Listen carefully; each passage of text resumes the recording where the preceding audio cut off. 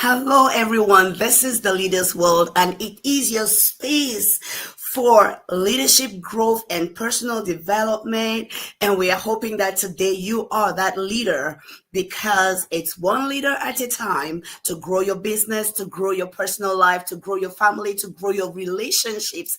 And today we have a phenomenal person with us in the studio. And we are talking today the influence algorithm. What is that? The influence algorithm? Yes. And we're going to do beyond likes to real leadership influence. Who is here with us? We have with us 𝐻𝐤𝐤 Wargu. Who is 𝐻𝐤𝐤? 𝐻𝐤𝐤 is an award-winning LinkedIn strategist and a thought leader who has established herself as a dominant force in digital professional branding. As a LinkedIn top voice in marketing and a member of the global LinkedIn Certified Marketing Insiders Network, she has transformed thousands of careers through her signature 20 days LinkedIn growth program, reaching over 6,000 participants across 30 countries. And she has been recognized by 𝐻𝐤𝐤 as her country's #1 LinkedIn growth expert and among the top 200 LinkedIn creators worldwide.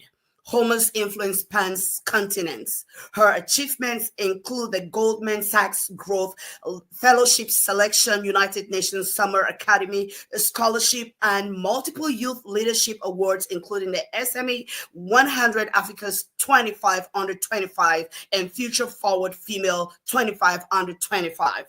Beyond her business success, what does she do? She leads the Light Conference for Kingdom Entrepreneurs and has authored 2 impactful books. Her mission focuses on empowering Africans to gain visibility and advance their careers through strategic digital presence, particularly on LinkedIn, where she continues to break barriers and drive positive change in professional development. Ladies and gentlemen, please join me. Welcome 𝐻𝐤𝐤 to the Leaders World. Hi. How are you doing today? I'm excited. I mean, every time I hear my bio, I'm always like, oh my goodness. I Quite an know, interesting bio. and it's all yours. So much you've been able to do, so many achievements. And today, amidst all your busy schedule, you were able to push things aside to be here with us. Just sit down and chill and chat. And we are so grateful that you're able to be here with us. The influence algorithm, beyond likes to real leadership impact. What do you think about this Interesting. topic? What do you think I about think this it- topic? I think it's a very interesting topic, especially in this decade where a lot of people do really crazy things for engagements, for likes, right? And then the leadership aspect is indeed missing, right? I believe it's a conversation that needs to be had on every platform, not just YouTube or Facebook, LinkedIn, Instagram, Twitter, very much especially, right? So I believe this is a very interesting and it would be impactful after we finish our conversation because I have a lot to share in this regard. Oh my goodness. Listen. You just heard from 𝐻𝐤𝐤. I didn't tell you. She has over 130,000 followers on LinkedIn only. Let's not talk about Instagram and all the social media platforms. Listen, you want to tell your friends, you want to share this, please go ahead and share because we need everybody to be part of this conversation. We are in a digital age, and we'll be right back. For your corporate and personal needs. Leaders World Institute, changing lives, one leader at a time.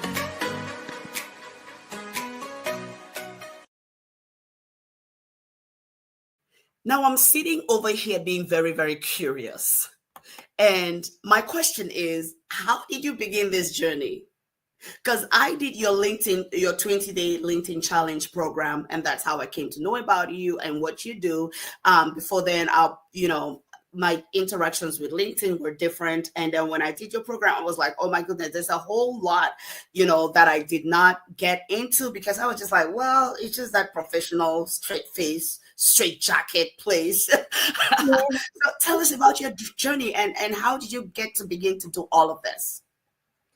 Well, I think probably the question should also have included which one of my journeys, right? Because I have started, or I had started a long time even before the whole LinkedIn Queen thing. I believe LinkedIn Queen was basically the time when God really announced me to the world. He's still doing that, but that was the major one. I had already started making impacts as young as 17. I started my NGO in my 100 level, my first year in the university, and I was impacting people in my community, my home state, River State in Nigeria.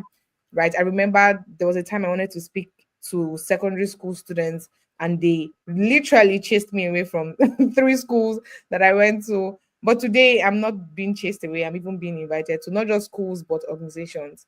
So I believe that I went through those things to strengthen my muscles and really change my focus, not just to get acceptance from the masses, because this also speaks to our topic, right? Beyond likes. Likes are basically acceptance. Okay, people think this thing is good, but then there's sometimes that it's not real leadership, right? So God used those early years to teach me that indeed you should focus on leading people, making an impact. Basically, that's when my journey started in the university. I met God there as well, and He directed my steps afterwards, right? I started LinkedIn when I was in 300 level. I didn't plan to be training people in different countries of the world. I just stumbled. That's how long ago, 300 level, you started Okay. LinkedIn? Well, I would say I started LinkedIn in 2019. Okay. On a subtle basis, 2020, maybe I took the notch higher a bit, 2021, but I didn't see major Mm, change or even feedback from the masses till like 2022, 2021-ish. So for those years, I kept building behind closed doors. And I think this is one thing a lot of people miss out on in this decade, right? mm, They think that immediately they start showing up, then all the likes should come, all the people should come, right? I had my own silent days. Like I usually say, I had my wilderness days where I built behind closed doors without anybody watching, without mm. anybody applauding, but I continued regardless, right? Because I knew I wanted to build a brand that would stand the test of time. So that's basically how my journey started. And I'm so grateful about how God has brought me this far. So, what are some of the misconceptions that leaders have as far as influencing through social media? Why do I ask this question? I have dealt with leaders, especially in the African continent, who are doing great, fantastic work, like solid, top notch work. But as far as social media presence, they don't have that much of a strong presence. And I'm like, oh my goodness, your work is so good. Why aren't you on all these platforms? What do you think are some of the misconceptions that are challenging some leaders from getting on these social media platforms and just spreading their influence?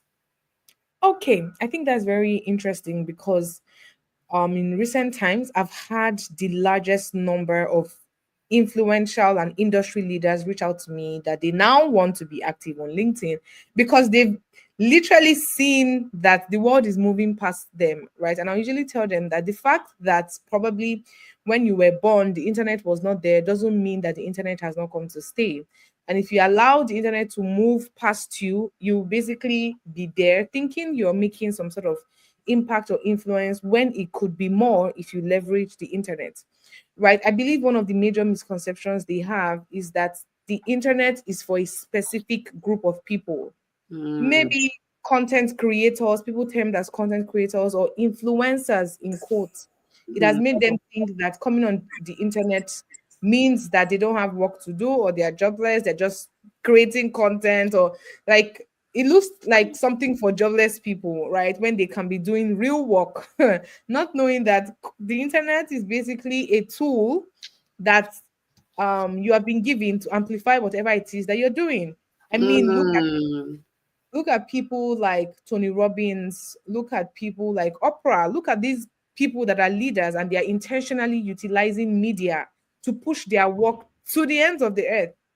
right? So I'll usually tell people that if God has called you light of the world and you don't want to utilize a tool that can literally enhance that prophecy that you are light of the world, then indeed you might continue taking snail steps when you can literally be flying utilizing a tool. So Mm. that's basically why I think some of them they don't really understand what can come out of their brands if they effectively and efficiently utilize the tool called social media. How do we actually go from, being bogged down with likes and just having people engage on your content to real leadership impact? Where do we find the balance? Where do we find the balance? Is it just some vanity that we are trying to engage in, or is it really genuine leadership impact that is possible on these platforms? Well, I believe genuine leadership is possible on any platform. It Mm, depends on the person behind the profile, right? And the person's motive for being there.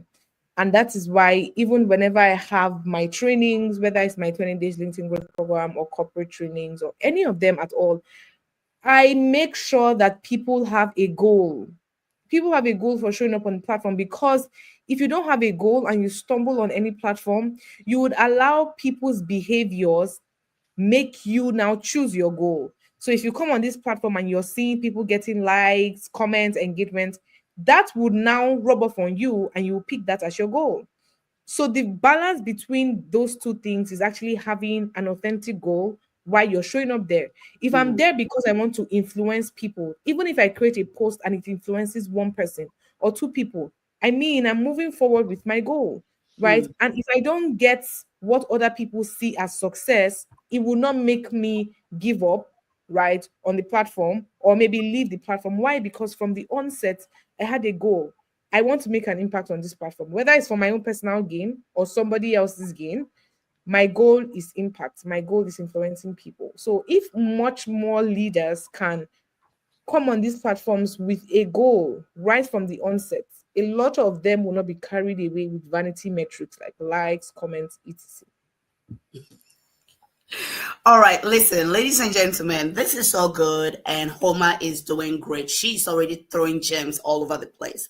Can you put in the comments for us, please? Goal, goal, goal. Let's go, let's go. Let's see how many goals we can have in the comments. Let's let Homa know that you are here and you are here with us. All right, go ahead and also put any questions you have in the comments, and we'll try to get back to you with the responses to those questions. But I need for you to right now go ahead, share this. Okay, share this because this is already too good. All right, this is already too good. You want to be able to have a clear goal. She's already telling us, Homa is telling us to have a clear goal for why you engage with the platform, so that you're not sidetracked by any and every reaction, and also have a very, very clear motive for being there. Okay, ask yourself, what are you doing intentionally to amplify what you're doing already?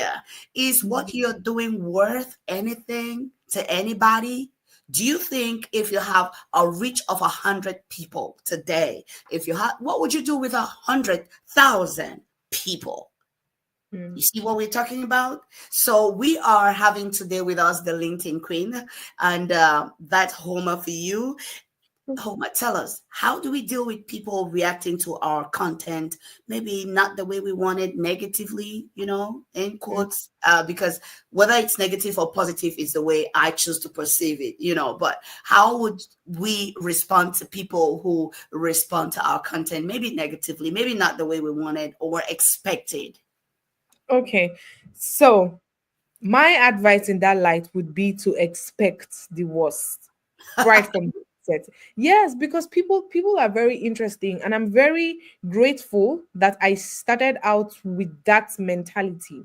So there's this thing called the realm of champions. So the realm Mm, of champions is the realm where indeed champions exist. Is the realm where you are not caught up by your success and you're always looking for the next good thing to do to impact people and also mm, to really build your legacy, right? So for example, after I finished having light conference, which is a conference that I had in August for believers in the marketplace, a couple of people were telling me, "Oh, are you not going to rest? Are you not going to sleep?" I was like, "Oh my goodness." People's problems are crying. I have to really intentionally do stuff to fix it. Yes, there are times to rest, but the realm of champions is basically saying we don't rest on our past laurels, right? So in that realm as well, you are basically trained or equipped to know that people have their opinions, right? People will always have their opinions. And this is something Bishop David Oyedepo will always say. Everybody is entitled to their opinion. So if someone leaves a negative feedback on your post, especially if it is not true, is the person's opinion. So that's how I see it, right? The same people that were applauding Jesus during the triumphant entry, they were the same people saying, crucify him, crucify him. So even times when I see people applaud me, I appreciate them, but I don't put so much trust in those accolades such that if they say something the next day, I would now be extremely hot, right? So I expect it was because human beings can be very funny. So when it comes, I have already built muscles to take whatsoever they would say, basically. When it comes, Homa has already built muscles, and that's what she's telling us. And she talks about the realm of champions, and that's the place where you do not rest on your past glories. You know, it's been said that the enemy of your next move, the enemy of better in your life, could possibly be the last victory that you had. And people are entitled to their opinions, and different opinions, you know, the way I see it, Homa, is that different opinions sometimes help us to go back and reflect on what we're actually doing, to find out the content, the import of what we're actually doing, because, you know, it's possible for us. They say it's difficult to see yourself when you are in the frame. It's difficult to see yourself when you are in the frame. So that's why we need other people to give us feedback. And sometimes the feedback is not exactly what we expect. That's a kind of feedback mechanism that we want to leverage for our own progress, for our own good. It might be just an aspect of your leadership and your presence, which you have not looked at before. And this feedback helps you to look at it. But like you said, people are entitled to their opinions. And we have to be ready for the feedback that we get when we choose to make our presence felt in these spaces. And it also seems to me that the bigger you get, the more trolls you're gonna have as well. People who are just there to spy on you and to see how well they can feel good because of the negative thing they say about you, you know. So what's your framework now for measuring whether social media is actually advancing your leadership goals? What's your framework for measuring that?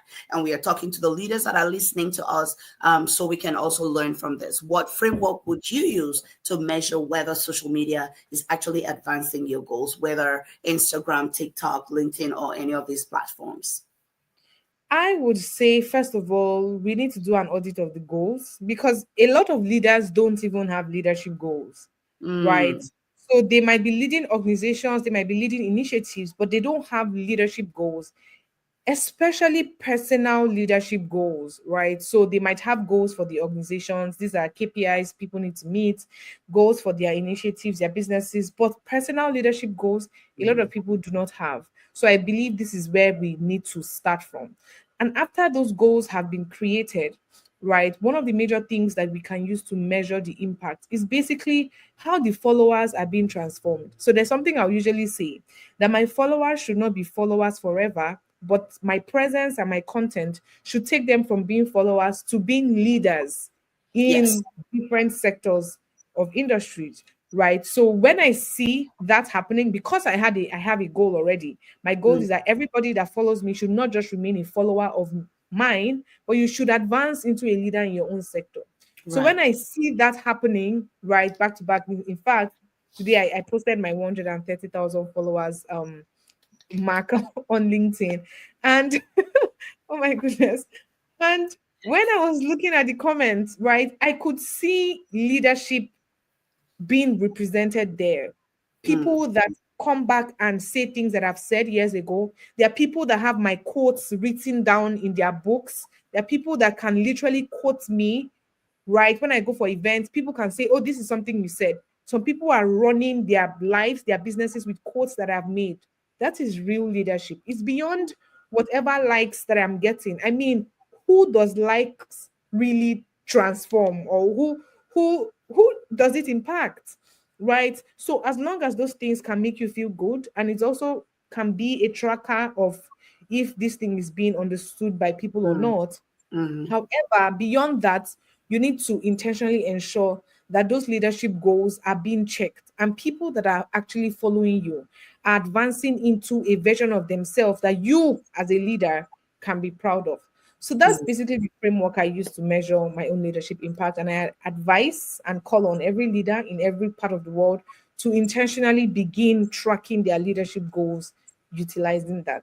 Wow, this is so beautiful. This is so beautiful, guys. Listen, Homa is telling us to have your leadership goals, your personal leadership goals, because you may have goals for your organization, but beyond, before your organization, you must have your personal leadership goals as a leader. So put in the comments for us, please. Leadership goals, leadership goals. Let's know you're there. Leadership goals, let's go. Leadership goals, put that in the comments. So Homa, can you walk us through your process for turning day-to-day leadership experiences into valuable social media content?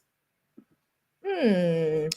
Well, I basically just tell the stories of those experiences. I don't make it technical. So I don't make my presence and even my leadership technical at all, because if you do, that's when you're going to get one out, you're going to get burnt out, you're going to get tired, because it's even going to be boring to you. So on a day-to-day basis, I experience things physically, and I come on my platforms to share those things and share the lessons there. For example, my LinkedIn newsletter, this career Mm, flight, my love letters to the passengers. If you read those letters, you notice that this is just a lady telling the stories of her day-to-day experiences and sharing business and career lessons from it. I don't make it technical, right? For example, I was using how people fry eggs, right? And I related it to impact because I was frying egg. A lot of things that we do, there are hidden lessons there, but we don't see it. And so we can't tell it. And that's why people now say, I'm struggling with content. Your entire life is content. You just have to see it and tell it. It's not that deep, right? So when people now see experiences as an opportunity to preach a message, right? mm, And not just you going through it because God wants to take you through it. No, there's a message in everything that He takes you through. And when you start seeing it in that light, you will notice that your leadership impact is heightened, because mm, that way, as you're going through certain things, you're not just only going through those things, you're taking people through it. And unknowing to you, there are a lot of people that's in those situations that those things can help. Because when I mm, come online to share things and people are like, oh my goodness, I can relate. When I was writing it, I didn't know as much people would be able to relate. But you mm, never know who your message or your experience would impact. So basically, you are a leader not because you have a title, but because you have an experience that can solve people's problems, right? mm, So basically, come online and share it in the most interesting and attractive way possible. And I think this is where most leaders now miss out, because they want to now come online and make their experiences so technical. mm, Make it attractive, because if you tell your story and nobody's attracted to it, then you've not made any impact, because nobody has fed on that thing that you've put out, right? So mm. make it excellent, but yet make it attractive. Wow, ladies and gentlemen, that's Homa telling us about the power of telling an authentic story. Okay, that's the power of telling an authentic story and how it connects you with your audiences in such meaningful ways that nothing else could actually connect you with those audiences. And it just stems from your day-to-day living. Your day-to-day living. I like how you say, do not try to make it technical. And that brings Yeah. us to the next question, which is, how do we nurture and build meaningful relationships beyond social media, surface level networking? Like, I mean, somebody like you with 130,000 only on LinkedIn, and then let's not talk about the thousands on the other social media platforms.